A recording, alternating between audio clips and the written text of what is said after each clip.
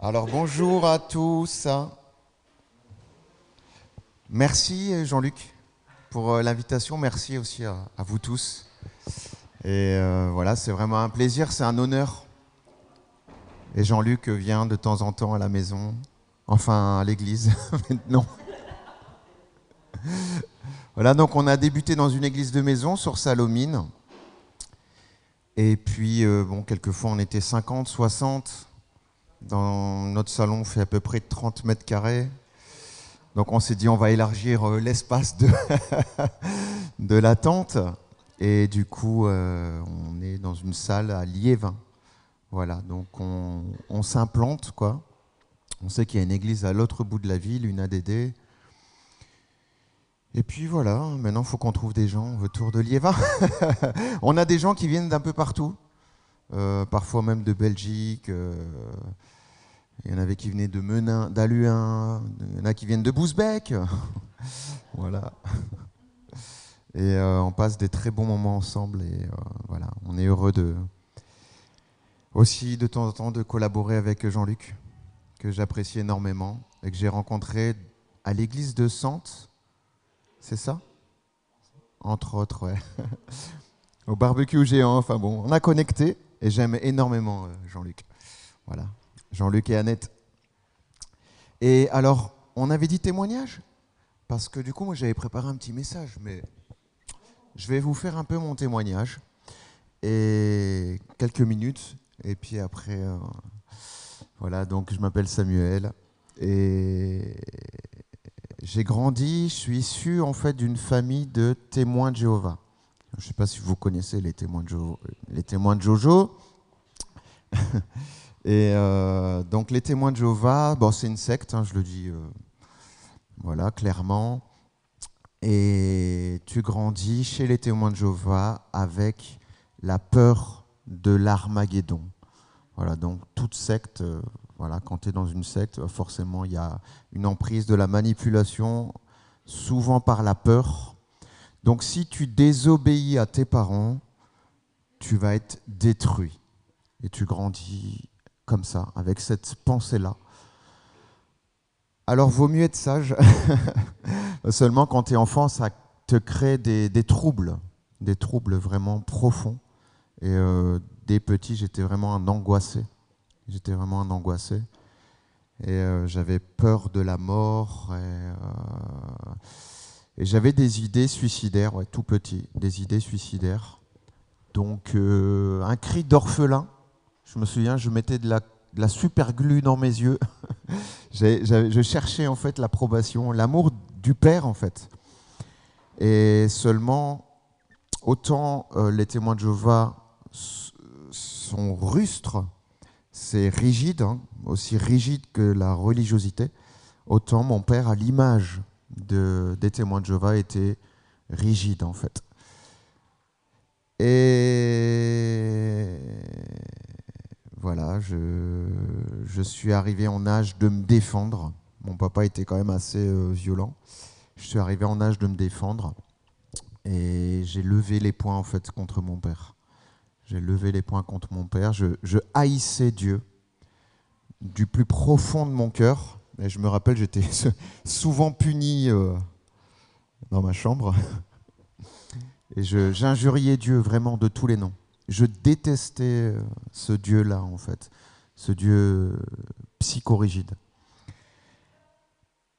Et je suis arrivé en âge de me défendre. Et là, j'ai frappé sur mon père. Alors, j'avais des bagues un peu comme là.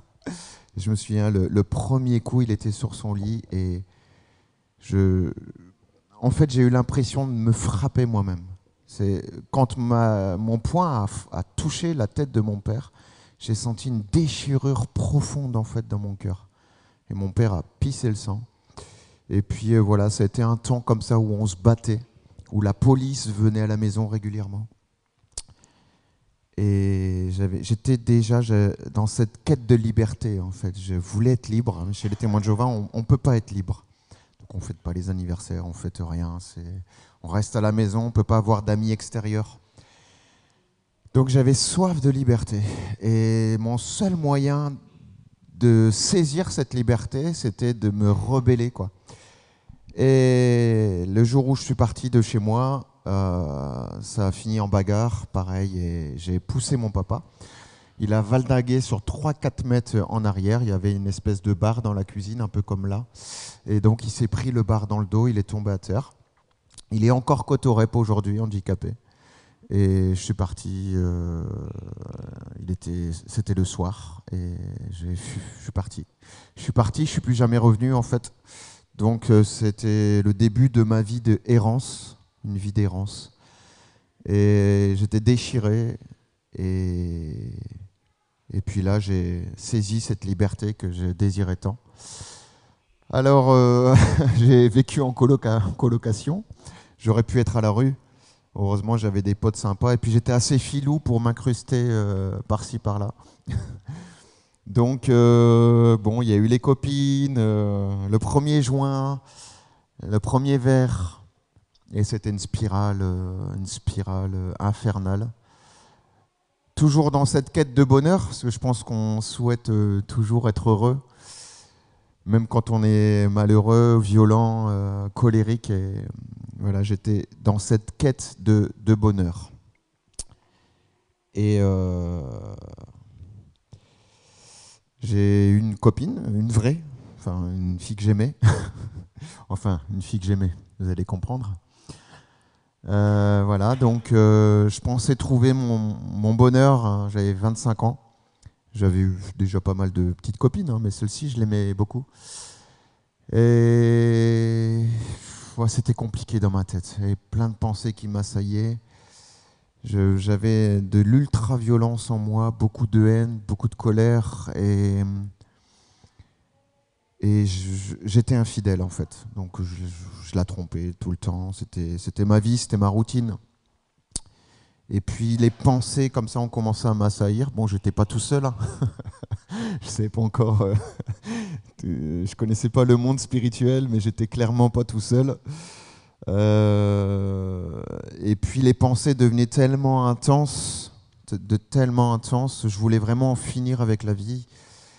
Et bon, ben, j'ai été voir un peu tout ce qui est les hypnotiseurs. Il y en a beaucoup aujourd'hui, les médecines d'aujourd'hui, quoi, la sophrologie, toutes ces médecines-là, un peu spirituelles. Et ça n'a fait qu'empirer. Je me souviens, l'hypnose, ça marche vraiment. J'ai été hypnotisé. C'est assez bizarre, mais ça fonctionne. Ça fonctionne pas forcément dans le bon sens du terme. En tout cas, j'ai été plongé dans les ténèbres les plus sombres. Au moment de mon hypnose, mes mains se sont raidies, vraiment. Et puis, je suis sorti avec les mains comme ça. Bon, j'ai donné quand même un billet de 50 balles. Hein. Nous, on donne gratuitement. Bon, il y en a qui ont besoin d'argent. Et avec un deuxième rendez-vous à la clé. J'aurais pu vite dilapider mon argent dans tout ça. Heureusement que j'avais pas trop d'argent, hein. J'étais un drogué, donc mon argent passait plus dans la drogue que dans l'hypnose. Et ce moment-là, c'était un moment clé parce que depuis cette hypnose, j'ai sombré dans une dépression totale. C'était à l'aube de mes 29 ans. Et j'ai été voir un psychiatre, en fait, qui m'a prescrit des médicaments. Donc je suis tombé dans la marmite du Temesta, des antidépresseurs, tout ça. Et au début, on commence par une moitié de pilule qui nous assomme, et puis on finit par 7 pilules par jour. Et voilà. Et puis jusqu'à un soir où cocktail Molotov qui décoiffe. Donc Temesta plus alcool plus drogue. Eh bien, j'ai pété un câble. J'ai confessé à ma copine toutes les fois où je l'ai trompée. Enfin, elle m'a quitté. Mais je me souviens plus de ça. J'étais dans un trou noir. Et là, j'ai tenté de me suicider, puisqu'elle me quittait, donc j'ai tenté de me suicider. J'ai pris ma plaquette de médicaments, je les ai avalés avec de l'eau de Javel, et je me suis réveillé à l'hôpital quelques jours plus tard, et j'ai constaté que mes orteils bougeaient encore. Je me suis dit, mince, je vais rater mon coup. J'étais vraiment, vraiment déçu d'avoir raté mon coup, les amis. Je voulais en finir avec la vie. J'en avais fait beaucoup des appels au secours, mais cette fois-ci, ce n'était pas un appel au secours. Je voulais en finir avec la vie. Et j'étais plutôt déçu d'être resté. S'en est suivi 2 autres grosses tentatives de suicide.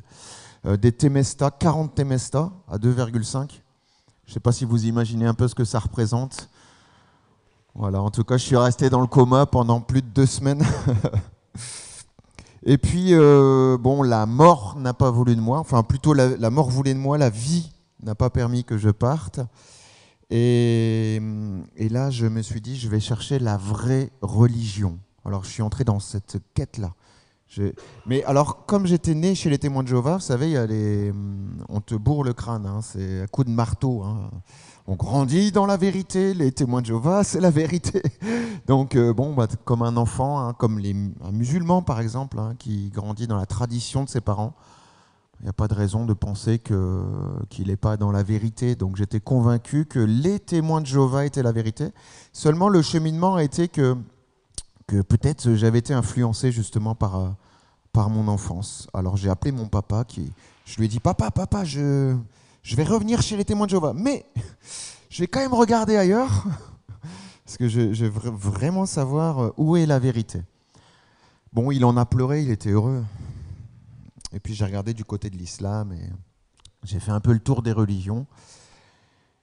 Et non, je sais pas, il n'y a rien trop qui m'intéressait. Et bon, j'ai rencontré une fille qui était jolie, plutôt jolie. C'était pas Christelle. Pas encore. Ouais, Christelle est beaucoup plus jolie, bien sûr. Mais bon, elle me parlait de Jésus et du coup, ben, comme elle était jolie, je l'ai écoutée. Et bon, mon idée, c'était un peu à l'image de mes parents, de me trouver une bonne fille religieuse avec qui je pourrais me marier, avoir des enfants. Enfin, le schéma, voilà, ce qui me semblait bon, quoi. Et puis, elle m'a invité à Gap, elle habitait loin. Et elle m'a invité dans une église, une ADD. Je suis entré dedans. Il y avait des frères et sœurs qui priaient. Il y en a qui priaient en langue. C'est bizarre. Et non, vraiment, ça m'a énervé. J'avais envie de défoncer le pasteur. Je suis sorti, j'ai roulé mon gros joint. Je voulais aussi montrer combien j'étais rebelle et leur prouver qu'ils avaient tort. Donc la fille a passé un sale quart d'heure après la réunion. Et puis j'ai tellement culpabilisé que le lendemain, j'ai accepté d'aller dans cette réunion de prière, donc dans une église de maison, qui était liée à cette église. Et là-bas, les gens avaient peur de me parler de Jésus. Bon, je n'avais pas la même tête qu'aujourd'hui. J'avais le front un peu plissé, j'avais des pics un peu sur les yeux, des boucles d'oreilles, des pins un peu partout. N'ayez pas peur de parler aux gens, les amis, peu importe l'attitude, le physique. Il faut y aller. Et au fond de moi, j'aspirais en fait à ce qu'on me parle de Dieu. J'aspirais à ce qu'on me parle de lui. Et bon, on m'a plutôt parlé du LOSC, voilà, l'équipe de foot. Alors, du coup, je continue mon histoire. Il y a un couple d'Anglais qui était dans cette réunion. C'était les hôtes en fait de la maison. Et quand je suis parti en fait de cette réunion, ils m'ont juste démontré de l'amour. Et ils m'ont dit, en toute simplicité, au revoir Samuel. Alors, ce Samuel-là a sonné comme une louange dans mon cœur. Comprenez ?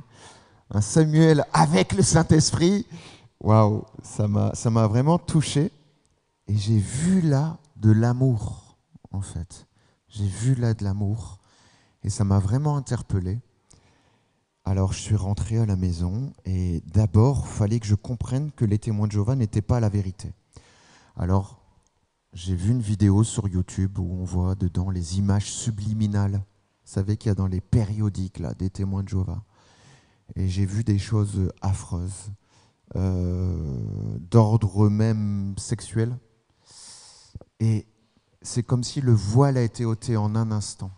29 ans de ma vie qui est tombé comme un château de cartes. Pourtant, j'étais plus chez eux depuis 12 ans. J'avais quitté les Témoins de Jéhovah depuis 12 ans. J'étais toxicomane depuis 12 ans. Mais ce jour-là, alors que j'étais, malgré le fait que j'étais sorti des Témoins de Jéhovah, les Témoins de Jéhovah n'étaient pas sortis de moi, vous comprenez? Donc ce jour-là, waouh, c'était vraiment une joie, quoi. Hein, j'ai appelé mon papa, « Papa, faut sortir de là, c'est une secte, sortez !» Sauf que moi, j'avais reçu une révélation, pas eux. Alors je l'ai plutôt endurci qu'autre chose. Et là, j'étais prêt à découvrir qui était ce Jésus. Parce que chez les Témoins de Jéhovah, Jésus, c'est l'ange Gabriel. C'est vrai en plus, c'est l'ange Gabriel. Donc j'ai ouvert ma Bible et j'ai commencé à lire le livre de Jean. Et là, je découvrais l'amour de Jésus. Incroyable. Moi qui avais cette image d'un Dieu sévère, d'un père fouettard, d'un Dieu en colère, je découvrais le cœur de Jésus. Et je me disais, mais c'est incroyable. J'avais lu ma Bible quand j'étais jeune. Enfin, la Bible des Témoins de Jéhovah qui est brûlée là, ne la gardez pas chez vous, elle est trafiquée, modifiée. On a ôté des passages, on en a rajouté d'autres. On a mis Jéhovah à la place de Seigneur quand on parle de Jésus. Enfin, bon, bref. C'est vraiment difficile d'avoir des révélations. Enfin, Dieu peut tout, hein, mais au travers de la Bible des Témoins de Jéhovah. Et là, je réalisais, enfin, c'est comme si je voyais l'amour de Jésus. Donc Jésus qui s'abaisse pour embrasser notre humanité. Jésus qui meurt à la croix pour moi, Samuel. Jésus qui touche les personnes lépreuses. Moi, les SDF, je ne les calculais pas trop dans ma rue. Jésus qui s'abaisse, qui touche les personnes lépreuses, qui n'a pas peur d'être contaminé par le Covid. Il n'a pas peur d'être contaminé par la lèpre. Au contraire, c'est lui qui contamine de sa sainteté. Je découvre un Jésus exceptionnel. Mais bon, j'ai besoin de vivre quelque chose de surnaturel. Alors, parce que ma vie ne change pas vraiment, si ce n'est une paix que je ressens en lisant les évangiles. Et je suis invité en Champagne-Ardenne, donc à Jeunesse en Mission. Je suis invité là-bas et du coup, je découvre qu'il y a plein de jeunes qui pratiquent l'évangile, qui aiment Jésus. Je suis surpris parce que moi, je me dis que la religion, c'est pour les vieux. Enfin, le cheminement, c'est ce qui se passe dans ma tête, quoi. Et je me dis, ouais, c'est incroyable ça. Et je me sens bien là-bas, je me sens bien. Et puis on me dit, ouais, il faut que tu restes, on te paye ta semaine. J'étais censé y être pour un week-end. Et on me paye ma semaine. Et là, c'était une semaine où on parlait du Saint-Esprit. Le Saint-Esprit, c'est qui ça? Chez les Témoins de Jéhovah, c'est la force agissante de Dieu, quoi. Bon, c'est comme si Jéhovah pousse... voilà, c'est la force agissante de Dieu. C'est ça le Saint-Esprit. Il n'est pas personnifié, quoi. C'est pas une personne. Et là, on me dit que c'est possible d'être baptisé du Saint-Esprit. Je dis, what? C'est incroyable cette histoire, mais je veux, moi. Si Dieu peut venir me toucher là où je suis, mais je suis preneur. Parce que moi, je pensais que... Et vous vous souvenez, j'étais en quête d'une religion. Je cherchais après une religion, quoi. Et là, c'est plus grand que la religion. C'est Dieu qui vient vers toi. La religion, c'est toi qui essayes d'atteindre Dieu. Bon, vous connaissez, hein. Et alors, c'est le 16 octobre 2012, je suis dans cette pièce tout seul. Une pièce à Jeunesse en Mission, il est 7h du matin. Et quand je me suis levé ce jour-là, je me suis dit, c'est aujourd'hui. Je vais le rencontrer aujourd'hui. J'avais cette foi qui me dépassait, une foi plus grande que moi. Alors je suis dans cette pièce et je ne savais pas quoi lui dire. Je ne sais pas pourquoi j'ai allumé des bougies. J'ai créé une atmosphère, quoi. J'ai créé une atmosphère. J'ai disposé l'espace pour accueillir sa présence. Et alors, je lui parlais avec mes simples mots, bah, je veux te rencontrer. Quand soudain, les amis, vous connaissez, hein, quand soudain, les amis, l'éternité est venue dans cet endroit. Et quand l'éternité vient te toucher, c'est waouh, extraordinaire. La présence de Dieu était là dans cette pièce. C'était incroyable, un moment vraiment incroyable. Les cieux des cieux ne peuvent le contenir. Imaginez. Wow! Alléluia! Quel amour extraordinaire! Ce jour-là, j'ai entendu la voix du Père comme un écho dans mon cœur. Et il me disait, je t'aime, je t'aime. C'était magnifique. Je suis tombé à terre et je pleurais comme un bébé, les amis, dans son amour. Ce jour-là, je n'ai pas cru en Dieu. Parce que croire en Dieu, je croyais en Dieu depuis mon enfance. Et vous savez que la foi, c'est pas de croire en Dieu. Parce que les démons eux-mêmes croient en Dieu. Et pourtant, ils tremblent. La foi, c'est de croire dans la bonté de Dieu. Et ce jour-là, j'étais face à la bonté de Dieu. Et la bonté de Dieu a pris possession de moi. Elle m'a envahi, elle m'a saisi. J'ai été littéralement saisi ce jour-là par l'amour de Dieu. Alors, je suis devenu un témoin. Je suis témoin de l'amour de Jésus.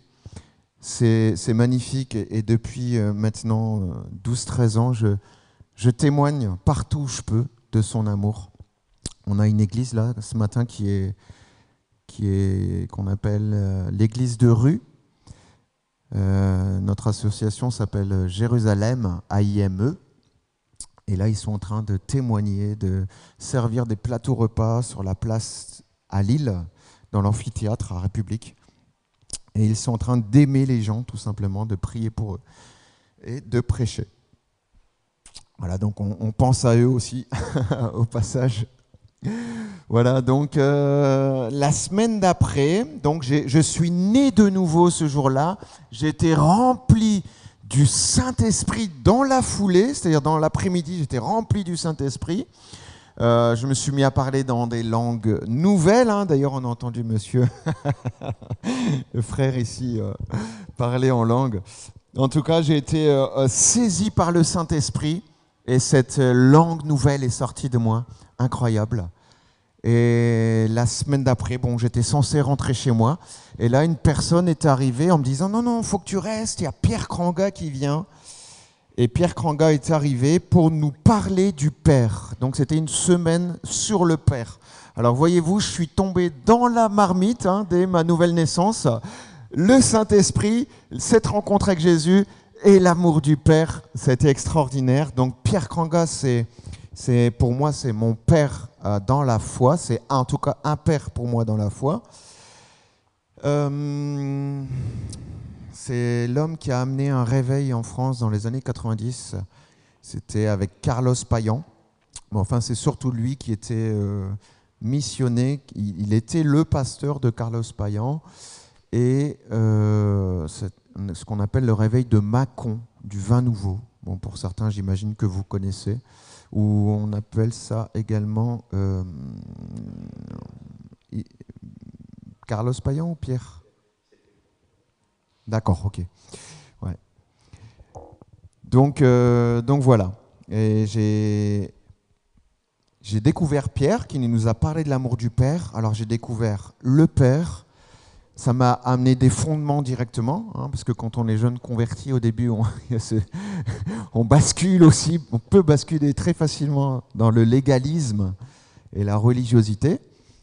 Et j'ai eu cette grâce de découvrir le Père à travers les enseignements de Pierre Kranga. J'ai pardonné à mon Père dans les bras de Pierre. Donc c'était un moment très fort. Pierre s'est mis à genoux devant moi en pleurant. Il m'a demandé pardon au nom de mon Père. Et dans un premier temps, j'ai eu envie de lui dévisser la tête. Et je l'ai pris dans mes bras et j'ai libéré ce pardon. Ce poids qui me pesait depuis si longtemps. Voilà. Donc ça, c'est un peu mon témoignage, comme ça vous me connaissez un peu plus. Ça va? Ok. Là où est l'Esprit du Seigneur, là est la liberté. Amen. C'est Jean-Luc qui a cité ce passage que j'aime beaucoup. Voilà. Donc du coup, on était en réunion de prière il y a une semaine à l'église. Donc c'est le mercredi soir chez nous. Et là, il y a une fille qui s'appelle Betty, une sœur qu'on aime beaucoup, qui a reçu une parole pour moi et qui me l'a dite simplement. Elle m'a dit, j'ai vu que Dieu te donnait un manteau. Un manteau, voilà, c'est une peau de mouton. Elle m'a dit ça comme ça, une peau de mouton qui vient sur toi. Bah, moi, j'ai pensé tout de suite justement à ce passage dont on va parler un petit peu, Genèse 27, au manteau d'Ésaü. Le manteau de la bénédiction du Père, quoi. Et alors j'ai dit, ouais, amen, c'est cool. C'est aussi le manteau de la justice. J'aime la justice. J'aime la justice et je prêche la justice. On prêche la justice, la grâce, on parle de l'amour du Père à l'Église et comment dire, ce qui fait partie également de la vision de la maison du premier amour, c'est d'équiper les enfants de Dieu, de leur mettre le casque du salut. Parce que j'ai écouté trop de messages où on enlève le casque du salut, plutôt que de le mettre. Alors, j'ose croire que je suis sauvé, que Jésus me tient dans sa main, et ce, pour l'éternité. Et nul ne pourra me ravir de la main du Seigneur. Amen. Je suis sauvé. Et des fois, on met des conditions au salut. Et c'est ce que je vois, c'est ce que j'entends bien souvent dans l'Église du Christ, en fait. Et je suis tellement triste parce que la création soupire pas après des orphelins. La création soupire après des fils et des filles. Et un fils, il connaît la justice. Il sait par quel chemin passer. Il est sécurisé dans les bras du Père. Voici le Fils. Donc du coup, ok, elle est là, elle est là.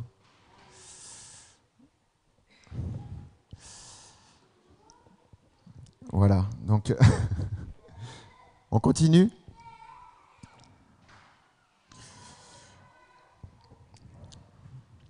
Voilà, on continue.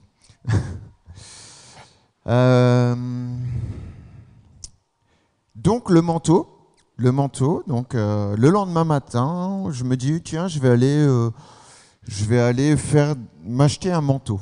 Mais alors j'avais complètement oublié la parole de la veille. Et je me dis tiens, je vais aller m'acheter un manteau. Puis c'était mon anniversaire il n'y a pas si longtemps que ça, enfin il y a le 3 novembre. Et j'avais reçu une carte cadeau que j'avais oubliée dans mon manteau. Et puis je retrouve cette carte cadeau, c'est Jules. Et je me dis, je vais aller à Jules, je vais aller voir ce qu'ils font de beau. Et j'arrive à Jules, dans le magasin, et là, je vois un super manteau en peau de mouton. Enfin, c'est du faux, c'est pas du vrai. Mais enfin, super beau manteau, quoi, qui coûte un peu cher, quoi. Et j'avais ma carte cadeau, mais il me manquait de l'argent. Puis bon, j'allais utiliser ma carte bleue. Alors je vais à la caisse et il me demande si j'ai pas un compte à Jules. Je dis je pense pas. Je pense pas. Et puis je donne mon adresse mail au cas où. Puis il me dit vous avez autant sur votre carte. Je dis c'est bien ça, ça complète la carte cadeau et puis voilà, j'ai un manteau gratuit quoi. Un manteau gratuit. Donc la fille avait été bien inspirée de me prendre cette carte cadeau à Jules. Et là, j'ai ce manteau gratuit. Waouh! Puis je suis tout content. Puis 2 jours après, j'envoie le message à... Je me rappelle de Betty qui m'a parlé de ce manteau-là. Et je le mets sur moi, je me prends en photo devant la glace et puis je lui envoie quoi. Et elle me dit, super, c'est la peau de mouton dont je te parlais. Et là, ouais, c'est incroyable. Et je réalise la bonté du Père en fait. Je pense que c'est vraiment prophétique. Et je réalise vraiment la bonté du Père. Alors du coup, j'ai été me plonger un peu dans les Écritures. Je voulais savoir ce matin, est-ce qu'il y a quelqu'un qui veut voir le Père ici? Ouais, vous voulez le voir? Yes, amen. Moi aussi j'ai envie de le voir. Et pourtant, dans les Écritures, c'est écrit qu'on ne peut pas voir sa face et vivre. La bonne nouvelle, c'est qu'en Christ, on peut voir sa face. Amen. Jésus est venu pour nous révéler son nom. Amen. Et il ne s'agit pas du nom Jéhovah, il s'agit de ce que représente Yahweh dans son absolu. Amen. Dans sa nature. Et la plus grande révélation que Jésus nous a donnée, c'est que Dieu est un Père. Amen. Et depuis ma conversion, je suis dans cette quête du Père. Je mange le Père. Je me nourris du Père au travers le Fils. Alors, j'aime voir le Père vraiment dans l'Ancien Testament. J'aime le voir dans le Nouveau. Enfin, voilà, je dévore les Écritures. Et j'aime aussi voir Jésus dans l'Ancien Testament. C'est extraordinaire. Il y a un passage qui est souvent mal interprété. Sans la sanctification, personne ne verra le Seigneur. Alors il y en a qui prennent ce passage et qui jettent tout le monde en enfer. En réalité, ce que ça veut dire, c'est que sans la sanctification, les gens autour de nous ne verront pas le Seigneur au travers de nous. Et nous-mêmes, on ne verra pas le Seigneur au travers des Écritures. On va rater quelque chose. Ce n'est pas qu'on perd le salut, non. On est sauvé, mais on passe à côté de quelque chose. Alors, c'est tellement bon de voir Jésus au travers des Écritures, de l'alpha à l'oméga. Alors, on va aller voir le Père ce matin dans Genèse 27. Genèse 27, je lis à partir du verset 1. Je vais lire un petit peu, je ne vais pas tout lire. Je pense que vous connaissez l'histoire pour la plupart. Donc, Isaac devenait vieux. Ses yeux s'étaient affaiblis au point qu'il ne voyait plus. Voilà, je m'arrête ici. Je voudrais vous parler ce matin d'une des caractéristiques de Dieu, si je puis dire ainsi. Ça fait partie de sa nature. C'est de la faiblesse de Dieu. C'est peut-être un peu bizarre que je dise ça comme ça, la faiblesse de Dieu. Je voulais vraiment vous parler de la faiblesse de Dieu ce matin. Donc, Isaac devient vieux, ses yeux sont affaiblis, donc il ne voit plus. Donc, il est aveugle. Et il appelle Ésaü, son fils aîné. « Mon fils, viens ici. » Ésaü arrive, « Me voici. » Isaac dit, « Voici donc, je suis vieux, je ne connais pas le jour de ma mort. Maintenant donc, je te prie, va prendre tes armes, ton carquois, ton arc, va dans les champs, chasse-moi du gibier, viens ici, donne-moi à manger afin que mon âme te bénisse avant que je meure. » Ok, donc on est dans le verset 5. Alors, et Rebecca, elle entend la conversation. Elle entend la conversation. Et puis elle appelle son fils, du coup, Jacob. « Jacob, viens ici. » J'ai entendu un truc là. Alors, quand on décrit Ésaü, on voit que c'est un garçon qui semble pas très beau, quelqu'un de très velu, très poilu, un rouquin. Bon, les rouquins sont beaux, hein. Dans ma famille, il y a plein de roux. C'est pas parce qu'il est rouquin qu'il est moche, mais bon.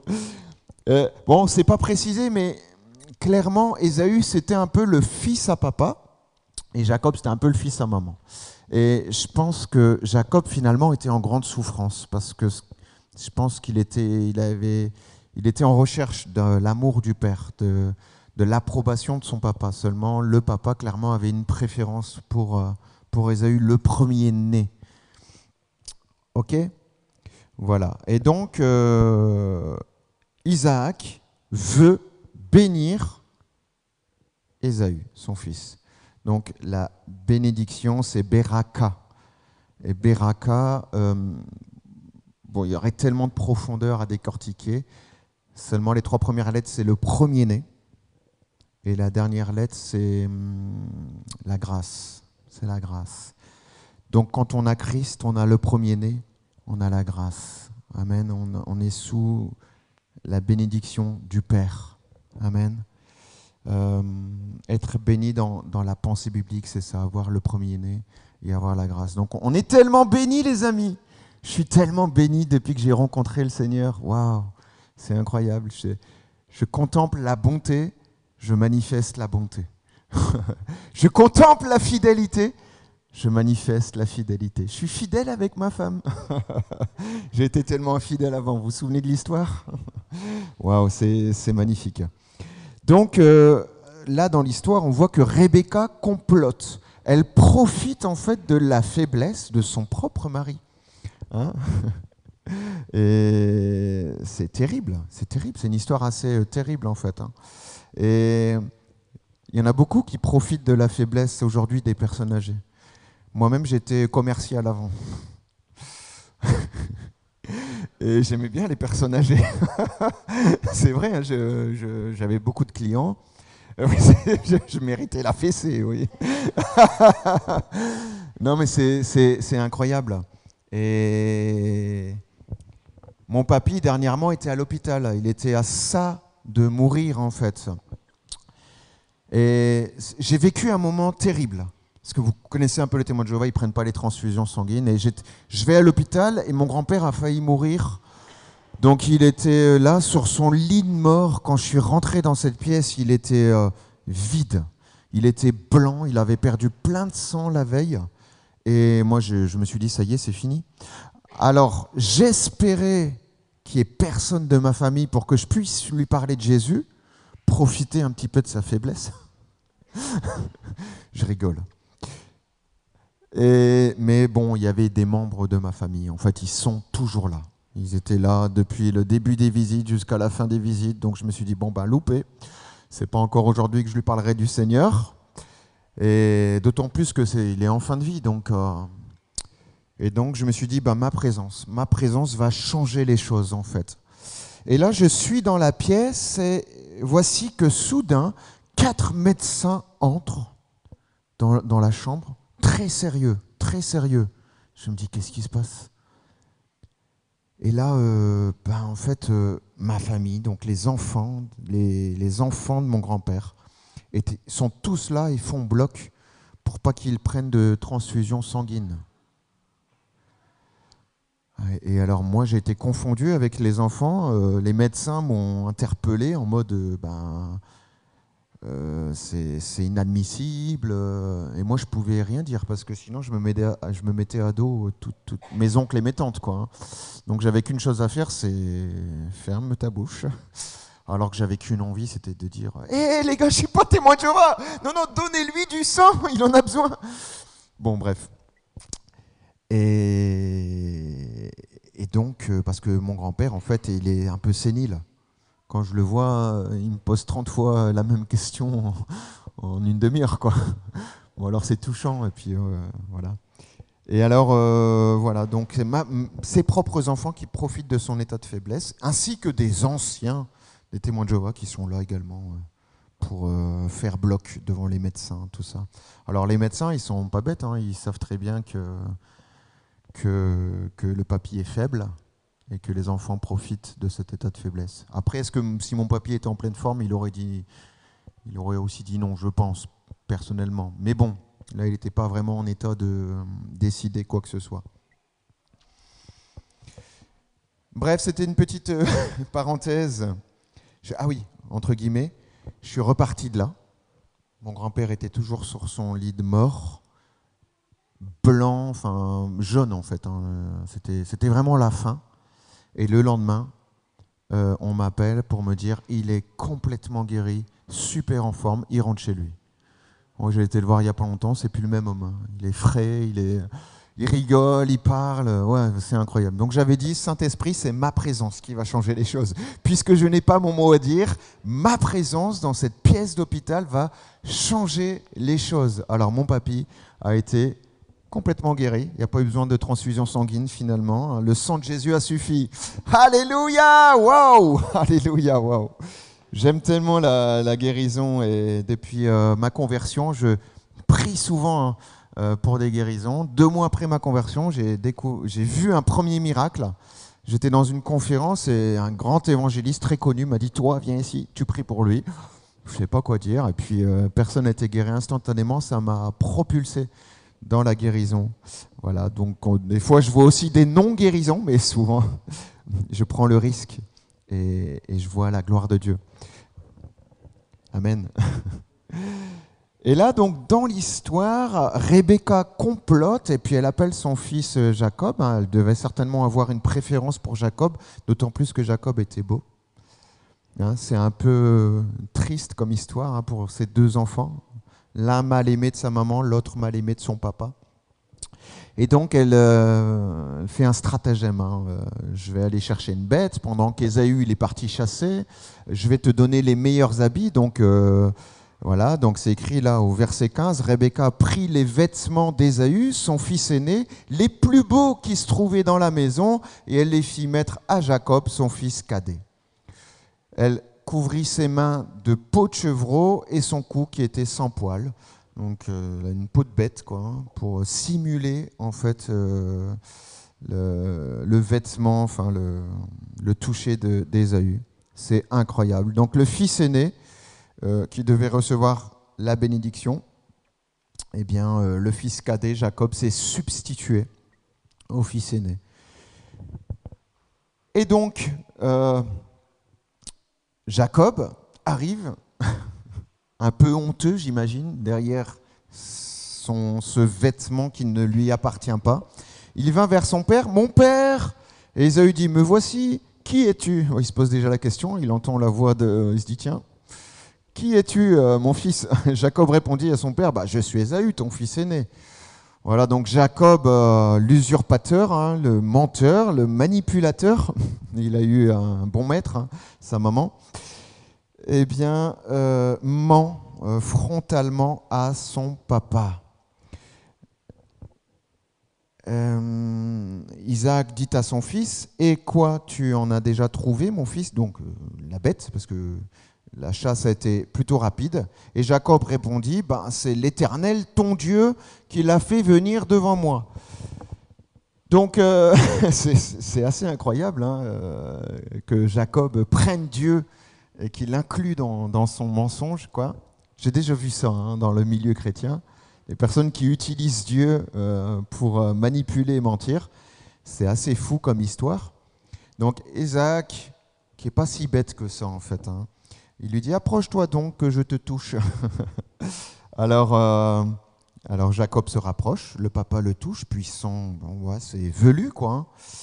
Hein. La voix est la voix de Jacob, mais les mains sont les mains d'Ésaü. C'est étrange. Alors, est-ce que vous pensez que Isaac s'est vraiment fait avoir jusqu'au bout, ou est-ce que quelque part, au fond de lui, il ne se doutait pas un petit peu que... Bon, on ne sait pas, c'est pas écrit. Je pose la question comme ça. Voilà. Voilà, donc Jacob, ce garçon qui de toute évidence était une personne qui n'avait pas confiance en lui, pas confiance du tout, hein, qui avait été mal aimé de son papa, qui était un peu comme un orphelin, cherchait l'approbation du père, à chercher la bénédiction du père. Et là, c'est magnifique parce qu'en Isaac, nous pouvons voir le père. Nous pouvons voir le père, donc le père aveugle, le père aveugle, pas si bête que ça, hein, mais le père qui se doute bien, qui entend la voix de son fils, de Jacob, mais qui, dans cet état de faiblesse, qui ne le reconnaît pas en fait, hein, au toucher. Donc la voix est bien celle de Jacob et les mains sont les mains d'Ésaü. Plus loin, Isaac sentit l'odeur de ses vêtements, puis il le bénit et dit « Voici l'odeur de mon fils, et comme l'odeur d'un champ que l'Éternel a béni. » Amen les amis. Cette histoire est merveilleuse parce qu'on voit le Père et on voit le Christ, hein, n'est-ce pas? Et on se voit aussi, nous, un petit peu. Hein. Jacob, c'est lui qui supplante, c'est l'usurpateur. Et je vous ai parlé de mon passé, hein, combien j'étais un usurpateur moi-même, combien j'ai supplanté les personnes âgées. C'est incroyable. Hein. Et... Alors, c'est marrant parce que quand je me suis converti, lorsque j'ai rencontré le Christ, j'ai été complètement renouvelé de ce côté-là. Et j'ai eu du mal après en tant que commercial. J'ai continué dans le métier. Mais j'ai dit au Saint-Esprit, j'ai dit, je n'utiliserai plus aucune technique commerciale.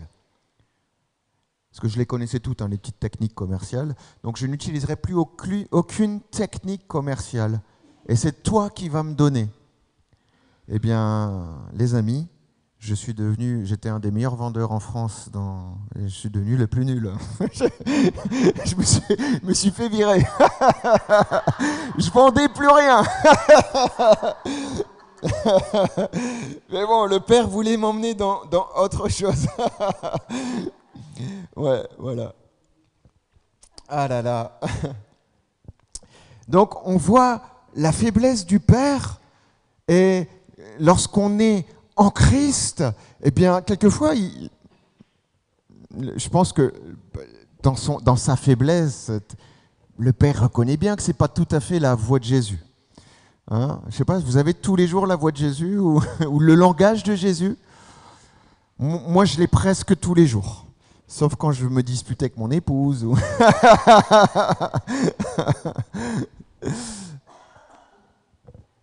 Mais nous sommes revêtus du manteau de Christ. Tout comme Jacob s'est revêtu du manteau d'Ésaü, pardon, les amis. C'est incroyable comme histoire.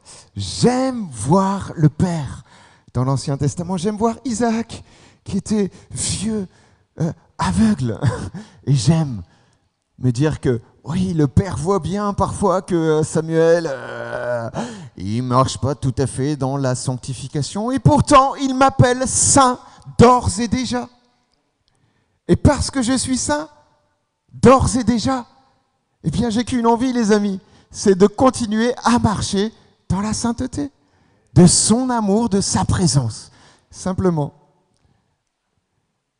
Et parce qu'il est bon, et parce que je suis bon en lui, eh bien, j'ai qu'une envie, les amis, c'est de le suivre, c'est de suivre le Père dans son amour, dans sa bonté. Moi, le Dieu des témoins de Jéhovah, j'en veux pas. Je préfère partir en courant, fuguer, que d'aller vers un papa qui va me mettre la fessée, une bonne dérouillée, et me détruire. Ça, c'est le Dieu des témoins de Jéhovah. Mais la bonté m'attire à lui. Sa bonté me subjugue, les amis. Je suis subjugué par l'amour de Christ. L'amour de Christ me pousse en avant. Amen. Excusez-moi, je ne vais pas crier trop fort. Waouh, l'amour de Christ me fait faire des folies. Si vous saviez, je me contiens encore un peu là, depuis tout à l'heure. Mais je suis subjugué par l'amour de Dieu, les amis, parce que j'ai rencontré le Père. Dans l'Ancienne Alliance, on ne pouvait pas voir le Père sous peine de mort. Aujourd'hui, nous pouvons voir sa face. Et sa face, le fait de voir sa face, nous fait vivre. Amen. Waouh! En Christ, nous avons la vie éternelle. Je suis un usurpateur, j'ai pris la place de Christ. Et c'est ce que veut dire également le prénom de Jacob. Celui qui s'accapare les biens d'autrui en le faisant tomber. Nous avons fait tomber Jésus. Et je discute beaucoup avec des musulmans là sur les réseaux. Je suis sur TikTok. J'utilise toutes les fenêtres, vous savez, pour prêcher l'évangile. Et je me fais agresser. Hein, il y en a qui sont témoins ici. Hein, tous les jours par des musulmans. On me menace. Hein, on a déjà lancé des fatwas sur moi. C'est des jugements divins. On me menace de mort. On va m'égorger comme un cochon. Bon, voilà, c'est les discours que j'entends tous les jours. Hein. Et alors, je discute avec eux, puis je leur prêche l'évangile, et pour eux, c'est quelque chose d'inconcevable, cette faiblesse de Dieu, cette faiblesse, en fait, du Père. Et je ne sais plus pourquoi je parlais des musulmans, mais bon, je ne sais plus. Bon, en tout cas, je me suis accaparé de la place de Christ, hein. Le brigand sur la croix, c'est moi. Ah oui, c'est ça que je voulais dire. C'est que les musulmans, en ce moment surtout, hein, une haine viscérale envers Israël. Hein.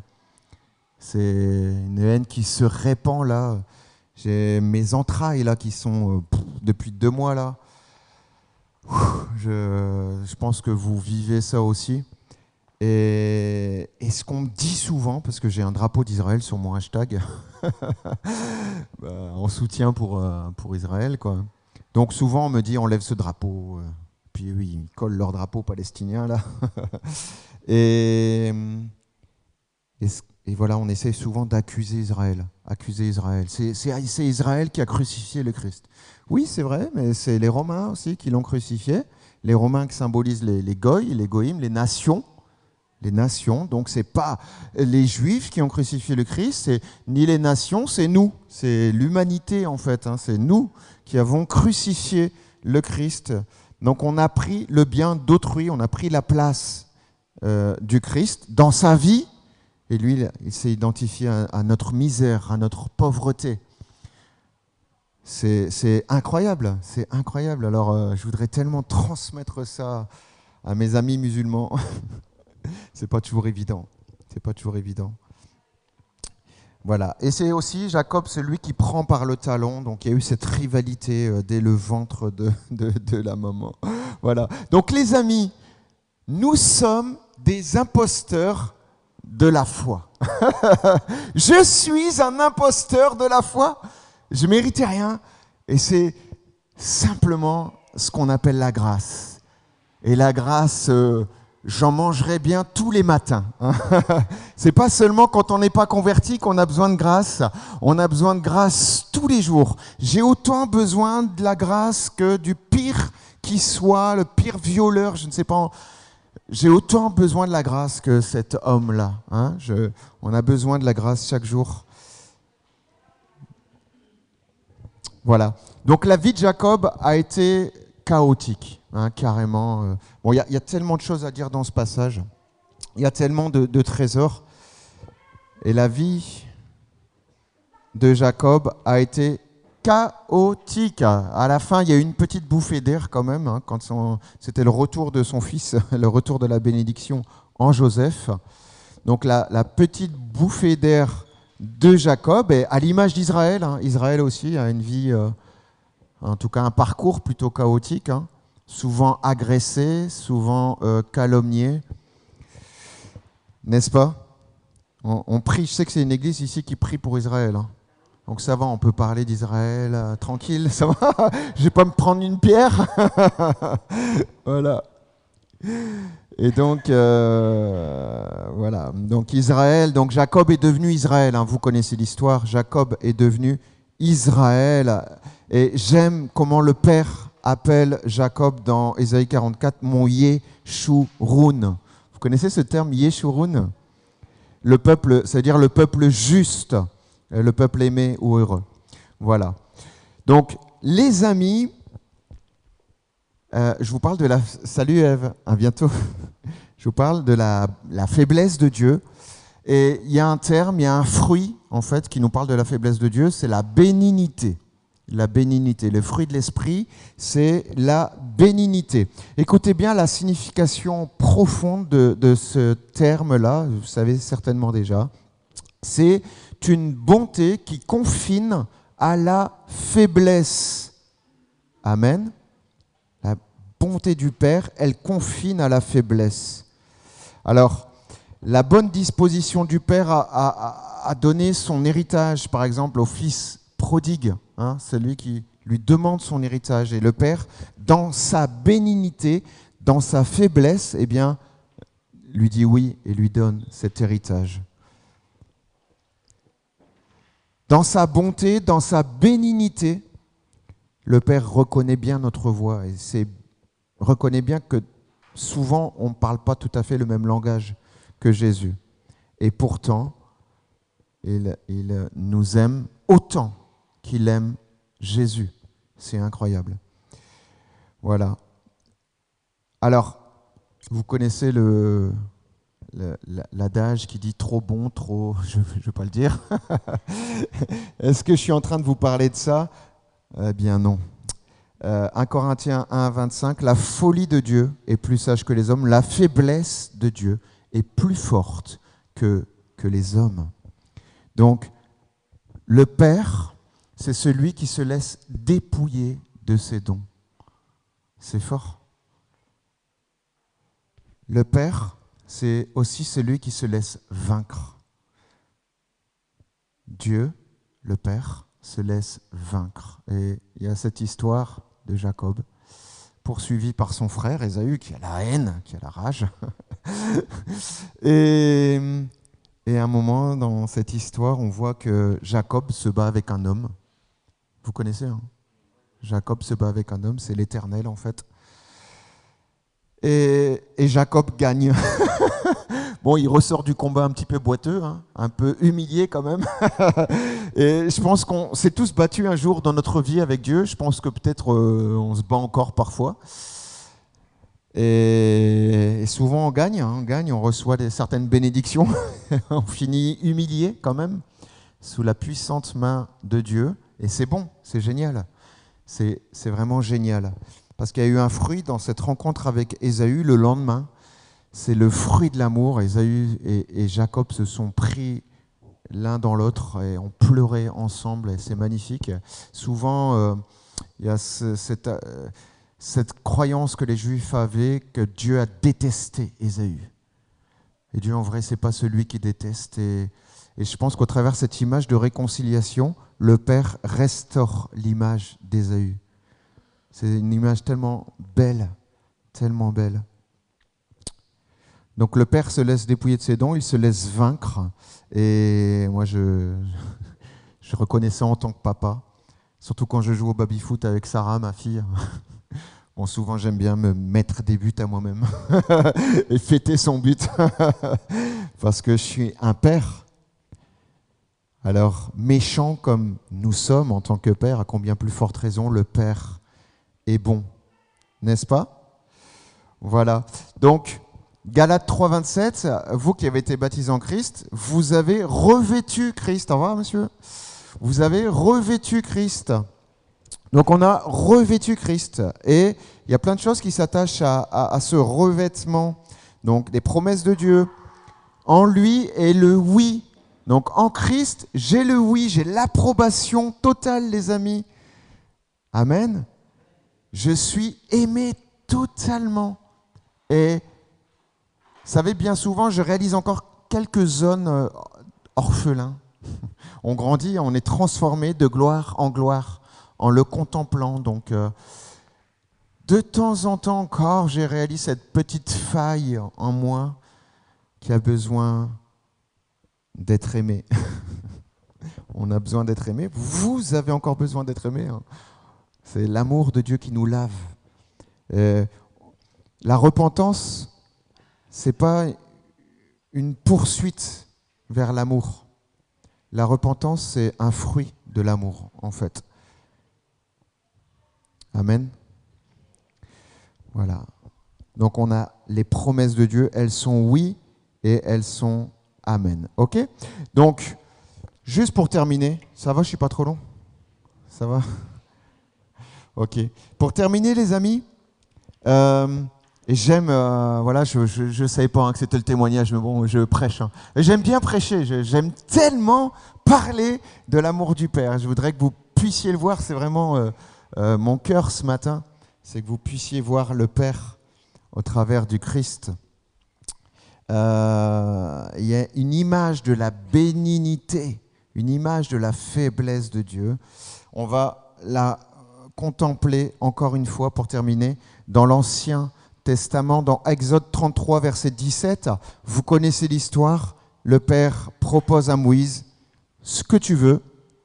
Et Moïse dit, fais-moi voir ta gloire. Donc il aurait pu demander plein de choses. Il aurait même pu demander directement la terre de Canaan, quoi. Je pense. Hein. Il aurait pu y aller puisque c'était vraiment libre accès, quoi.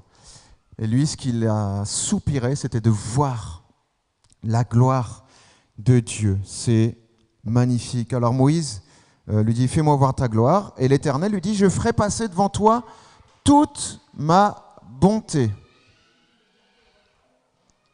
Bon, là, c'est ma fille. Hein. Voilà. On a l'habitude des enfants en église de maison. Des fois, ça fait du bruit. Voilà, donc je ferai passer devant toi toute ma bonté. Amen. Et l'Éternel lui dit, voilà, tu ne pourras pas voir ma face, l'homme ne peut voir ma face et vivre, ok. Tu te tiendras là sur le rocher. Écoutez bien, tu te tiendras là sur le rocher. Quand ma gloire passera, je te mettrai dans un creux du rocher, je te couvrirai de ma main jusqu'à ce que j'ai passé. Et lorsque je retournerai ma main, tu me verras par derrière, mais ma face ne pourra pas être vue. Amen. Ok, bon, je vous ai lu ça, vous connaissez tous un peu l'histoire. Alors, où est la vulnérabilité de Dieu dans ça?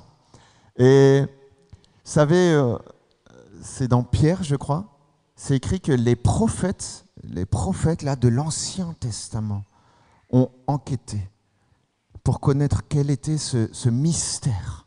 Il y a un mystère auquel on a goûté aujourd'hui, qu'eux, ils n'y ont pas eu droit. Quel est ce mystère caché de tout temps que nous, on connaît aujourd'hui, et encore, on ne le connaît pas encore assez, je crois. Christ en nous, les amis, l'espérance de la gloire. Et où est la bénignité de Dieu dans cette histoire? Eh bien, Moïse fait partie de ces prophètes qui ont entrevu quelque chose, tout comme Ésaïe. Ésaïe 53, par ses meurtrissures nous sommes guéris. Ces prophètes-là ont entrevu quelque chose. Ils ont vu une porte semi-ouverte et se sont dit, waouh, ils ont vu poindre la lumière là de l'autre côté du verrou. Et se sont dit, mais ça doit être magnifique là-bas, mais qu'est-ce que c'est?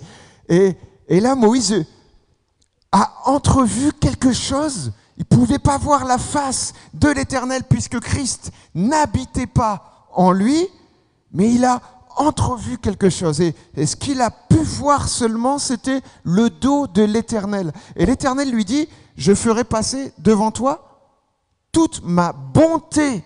Alors que Moïse lui demande de voir sa gloire. Alors, gloire égale bonté. Et les amis, je vous pose une question. Quoi de plus glorieux que les meurtrissures de Jésus? Alors j'ose croire, les amis, que ce jour-là, caché dans le creux du rocher, alléluia, waouh, Moïse a vu les meurtrissures de Jésus. Puisque Jésus a été immolé avant la fondation du monde, les amis, ça nous dépasse. Jésus, oui, c'est vrai, n'avait pas encore été crucifié, mais j'ose croire qu'il y a un avant, il a été immolé avant la fondation du monde et il y a un après. Amen. Alors Moïse a vu les meurtrissures de Jésus. Quelle histoire incroyable, quelle révélation extraordinaire. Nous sommes, les amis, dans le creux du rocher. Le rocher, c'est qui? C'est Christ. C'est Christ. Alors, il y a une phrase que j'aime beaucoup, c'est C.S. Lewis qui a écrit Le Monde de Narnia. Cette phrase, je l'ai entendue pour la première fois il y a un mois, ça m'a percuté.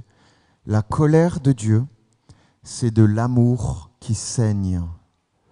Voilà la bénignité, la faiblesse de Dieu. C'est pour ça, les amis, que j'ai donné ma vie à Jésus, parce que j'ai réalisé cet amour qui me dépasse, cet amour éternel.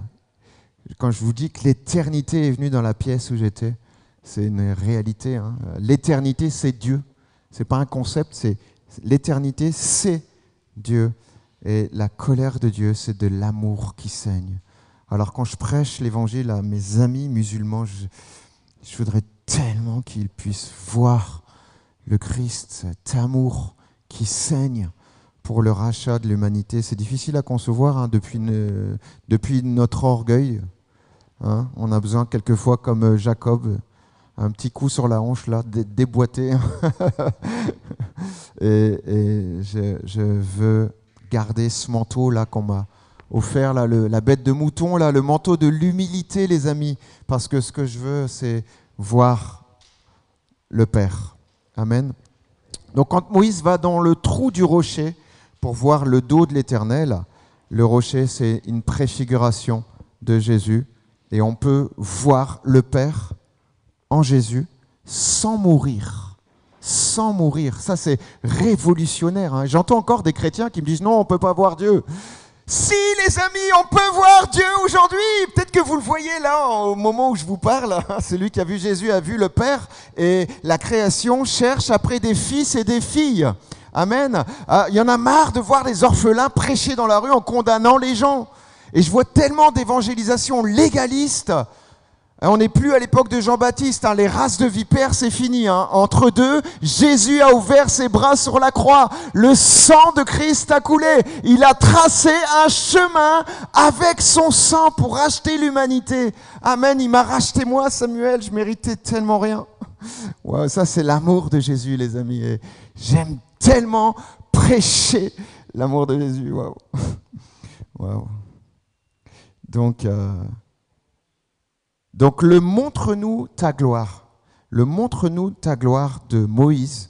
Ne trouvez pas qu'il ressemble un peu avec l'expression de Philippe, montre-nous le Père. Montre-nous le Père et cela nous suffit. C'est pas tout à fait bête parce que c'est Pierre Kanga qui dit ça. Si on pouvait voir le Père dans son absolu, je pense que on deviendrait parfait. Parfait dans sa présence, dans la plénitude de sa présence. Voilà. Quelle est cette gloire ? Eh bien, c'est la gloire d'un fils unique en présence de son Père. Tu es fils unique. Tu es fils unique. Tu es fils unique, Claude, n'est-ce pas ? Je suis fils unique. Amen. Et Ésaü aurait dû aimer aussi bien Isaac aurait dû aimer aussi bien Ésaü que Jacob. Mon fils bien-aimé en qui je mets toute mon affection. Hein? Donc ça, c'est l'amour du Père. Et c'est de cette gloire-là que Jésus dit, je leur ai donné la gloire que tu m'as donnée. Imaginez, Jésus marchait dans la plénitude de la gloire de son Père. Et il nous a donné la même gloire. Et je crois qu'on a raté quelque chose durant notre parcours. En tout cas, je sais qu'on grandit dans la révélation. L'Église grandit vraiment dans la révélation. Et on grandit ensemble, les amis. Et je soupire après un réveil personnellement. Un réveil pour les Hauts-de-France. On a reçu cette parole dernièrement. C'est la sœur de Christelle qui a vu ça en rêve. Qui a vraiment un réveil d'amour qui va découler depuis les Hauts-de-France. Une terre tellement méprisée. Tellement méprisée. Là, je voyais encore un sondage sur Internet. La manière dont on parle des ch'tis. Aïe, aïe, aïe. Ça fait mal. Ouais. Bon, on habitait à Provins, nous, avant. Et on a déménagé dans le Pas-de-Calais. Alors, je peux vous dire qu'au début, on avait une petite école un peu bourgeoise quand même. Sarah était bien. Elle était bien là-bas. Et soudain, on l'a mis dans l'école à Salomine. Là, il y a certains qui manquaient des dents. Bah ouais. Il parlait un peu comme ça. Et là, j'ai dit, oh Seigneur, donne-moi de l'amour. L'amour que je n'ai pas. Et puis, j'ai senti petit à petit l'amour du Saint-Esprit pour eux. Et aujourd'hui, j'aime beaucoup les Pas-de-Calais. Voilà. Alors, ma colombe, Cantique des Cantiques, écoutez bien. Ma colombe, toi qui te tiens dans les fentes du rocher. J'ai reçu ce passage-là hier et ça m'a vraiment fait penser à Moïse qui, dans le creux du rocher, protégé par la main de l'Éternel. Donc, ma colombe, toi qui te tiens dans les fentes du rocher, qui te cache dans les parois escarpées, fais-moi voir ta figure, fais-moi entendre ta voix, car ta voix est douce et ta figure est charmante. Waouh. C'est nous, c'est de nous qui parle. Et il nous appelle simplement à lui parler. Juste, il veut nous voir, quoi. Il veut nous voir, avoir cette relation d'amour avec nous. Et chaque soir, je couche Sarah. Elle est dans mes bras. Enfin, des fois, je la couche vite fait. De plus en plus. Mais je veux dire, avant, quoi. J'échange avec elle des mots d'amour, des sourires. Des sourires. Quelquefois, il n'y a pas de mots, c'est juste des sourires, de la joie. Il veut nous voir rire, il veut nous voir sourire. C'est un bon papa. Moi, j'aime pas voir Sarah pleurer. J'aime la voir rire, j'aime la voir sourire. Amen. Voilà. Donc, je voulais vous donner ça pour aujourd'hui et qu'on puisse voir ensemble le Père.